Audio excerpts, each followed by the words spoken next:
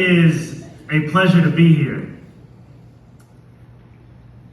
And it is a joy to return here, because I see in this crowd and on this stage many familiar faces. Many faces who have inspired so many of us across this city in the fight for justice. And many who believed in the possibility of me standing here before you today long before it was easy to believe. Because those same newspapers that many are reading across this city, it is easy to feel as if the news is inevitable, as if it was always going to be this way.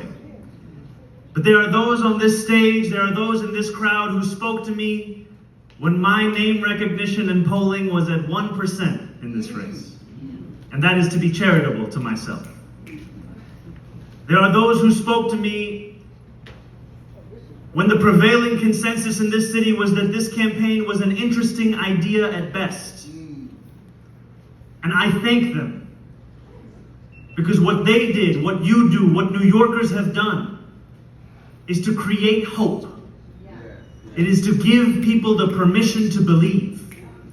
And it is especially in our darkest times, in this city and in this country, when people need that belief, and yet when it is hardest to find it. And so they look to leaders who have found that belief in even darker times. They look to them to know, should they open their hearts? And these are the leaders, these are the people that allowed me to get to this place today. And I think about Psalm 35, which tells us, weeping may endure for a night, but joy comes in the morning.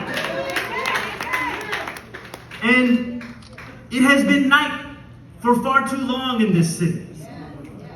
It has been night for the 1 in 4 New Yorkers who live in poverty. It has been night for the 500,000 children who go to sleep hungry every single day. It has been night for the woman I met on the BX33 who told me, I used to love New York. Now it's just where I live. It has been night for the people who made this city what it is. And in that night, we have seen the working people of this city weep. Weep at the cost of housing. Weep at the cost of childcare. At the cost of groceries. Weep even for the $2.90 for that Metro card. Though it may not seem like much, 1 in 5 New Yorkers cannot even afford that. And as New Yorkers have struggled in that night to afford the city that they have built, struggled in that night to feel safe in the city that they make so special, there have been many a question as to whether this city will simply become a museum of a place that once was. A museum of where working people could thrive. But what we have seen in the last 2 weeks is a hunger from New Yorkers to move beyond the days of museums and relics and make this city a living, breathing testament to what is possible. New Yorkers from every borough traveled to their polling places. They made their voices heard. And what our victory showed on election night was less a victory between one man and another, but a victory for a city that New Yorkers can afford. It was a victory for a politics that moved beyond the past and the present and into the future. A politics that every single New Yorker could see themselves and their struggles in. And as we now wait for the final results, although as Reverend Sharpton said, we already know what they will be, we have to ask ourselves a question. What does morning look like in this city? And that must be a morning for every single New Yorker. It must be a morning where the worker comes first. A morning where every New Yorker does more than just struggle. A morning where they know if they live in that rent-stabilized apartment, they will pay next year as well. A morning where they know that childcare will be universal. A morning where they know no longer will they struggle through food deserts to find groceries they can afford. A morning where they can get on every single bus across this city, and it not only will be free, but it will be fast. A morning when they can look at this city and its reflection in the water around us and see themselves. A morning where they have a leader who looks to remake this city not in his own image, but in the image of the New Yorker that is struggling. It is a morning that must bring the New Yorkers who are on the margins of our city into the mainstream of our politics. That is the morning that we will bring. And it is a morning that I think of where our leaders, we must listen more than we lecture. We must show New Yorkers that to be a mayor of this city is to be seen in this city, is to be understood by this city, is to walk through the blocks of this city. It is to be spoken to, it is to be questioned, it is even to be yelled at. Because as someone who grew up in this city, I know that sometimes New Yorkers show love at a very loud volume. And I am excited to be on the receiving end of that volume. Because for far too long, politics has become separated from the people it seeks to represent. We cannot see our leaders. We do not know where they are. We cannot even ask them a question. And it is not to say that I will have every answer. It is not to say that I will agree on every issue. But I will never hide from you. And when you feel hurt, I will seek to heal you. When you feel misunderstood, I will seek to understand you. Because ultimately, I serve you. That is what public service has to be. And we have become too comfortable in this city and in this country in proclaiming the value of things as ideas, as ideals. For people to feel these things, they must feel them in their own lives. No longer can I tell a New Yorker to believe in democracy if that same democracy isn't ensuring they can continue to live in the greatest city in the world. It is time to make our politics real in working people's lives. It is time to understand that democracy is not just under attack from an authoritarian administration in Washington, D.C. It's also under attack by a withering belief by people in this city that it can actually respond to their needs, resolve their needs. We want people to look at that ballot box and see themselves, not simply in the person they are voting for, but in the policies they will bring.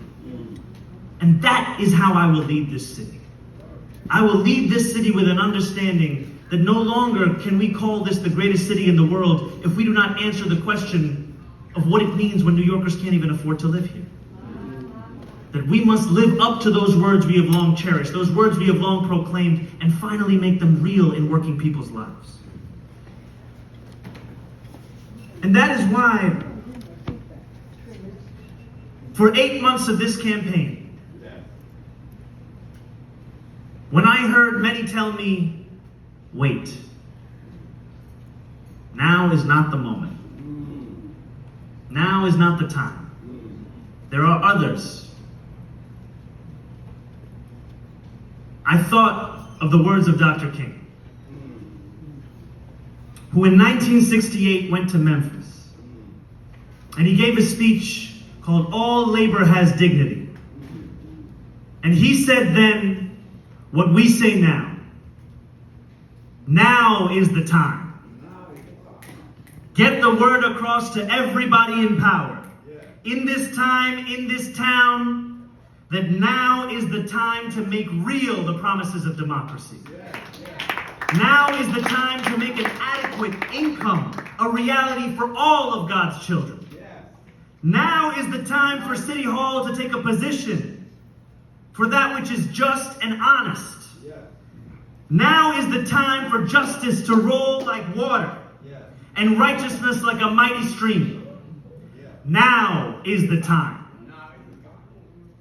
And I say to you here, decades later, now is the time. It is the time for New Yorkers to be able to afford their rent. It is the time for New Yorkers to be able to afford their childcare. It is the time for New Yorkers to be able to afford their groceries. It is the time for New Yorkers to be able to afford to get on a bus no matter where they want to go.